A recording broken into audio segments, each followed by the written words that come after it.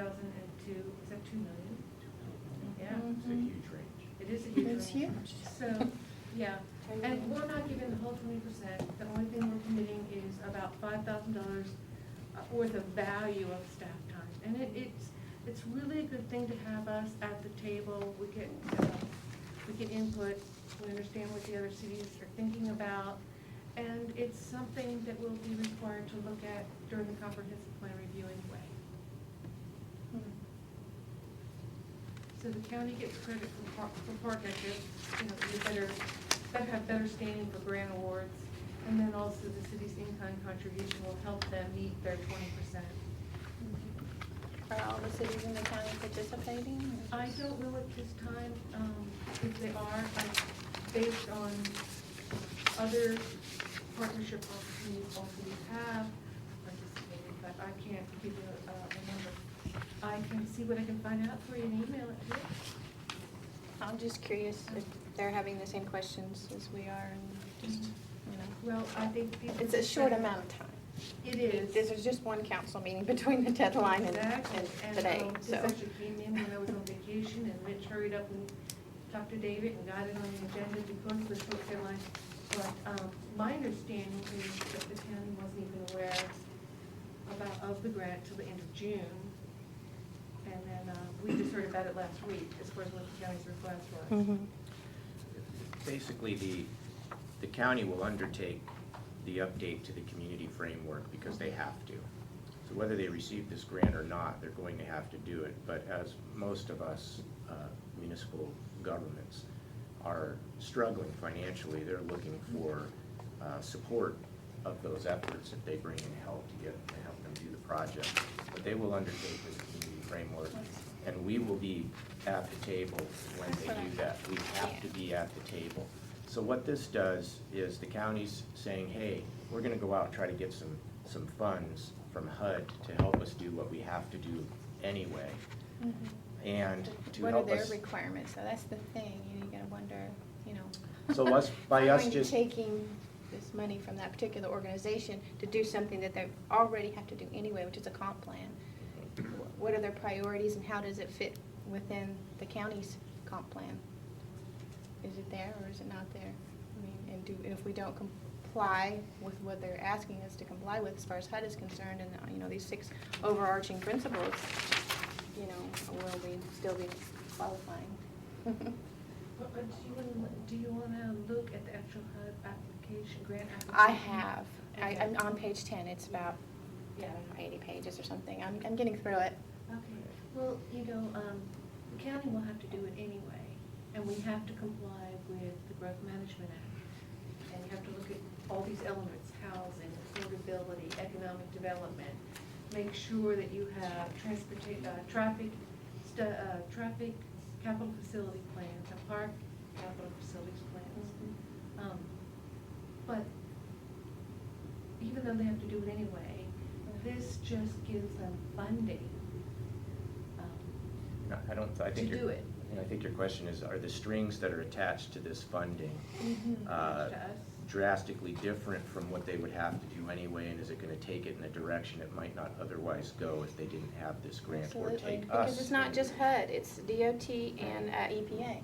Right. So, My sense of these guiding principles that are behind the funding program under which these grants are awarded are basically consistent with the very broadly stated goals of the GMA, that they're not inconsistent. The only thing that I would say would be specific here that isn't perhaps articulated in our GMA is the notion of increased collaboration among federal, state, and local governments.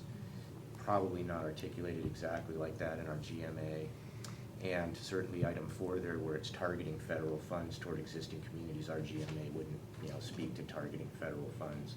But other than that, I think the normal process that they would undertake and the goals of the GMA that they have to meet would be consistent with what they're doing, but they'd get these funds to help them do that. That's just my take, having read what I've read. And whether or not Washougal articulates and lends officially its $5,300 of in-kind support, whether or not that it will make or break their application with HUD to Yeah, get the that was grant. why I'd asked the question It's about a other very cities. small It's okay. piece. They're just looking to, I guess they get points Sure. for showing regional collaboration, since one of the goals is the increased collaboration. We'll be at the table no matter what, looking out for the interests of Washougal. This just kind of helps them try to get a grant. Dave? You make a good point that it's consistent with GMA principles, which is reason enough for me to oppose it. Let me build on Jennifer's concerns here. The output from this gathering of notables is going to be a report, It'll be the community framework. and are we obligated to use that information in our planning? Yes. They're required to follow it. But if we So have, what we're really doing here is we're elevating the planning away from the municipal up to the county level and subjecting ourselves to what the county wants as opposed to what we want. but that's how it is that's now. the existing state of affairs with respect to planning in Washington. This doesn't take us in a direction that we're not already required to go. It certainly emphasizes that direction. In our current comprehensive plan, it's done with cooperation between the county and all the cities, but they are the lead. They're the ones responsible. And in that is a framework, an existing framework plan, and existing goals and policies. And then if we're not in compliance with Growth Management Act, there's consequences to that. For one thing, we are a Growth Management Act city, but if you're not compliant, you can't get loans and grants, transportation improvement, yeah, no, you're just ineligible for anything. I understand. My last concern, everything that's described in here on page 1 is the smart growth philosophy. Nationwide, it's proven it doesn't work, and that's my concern.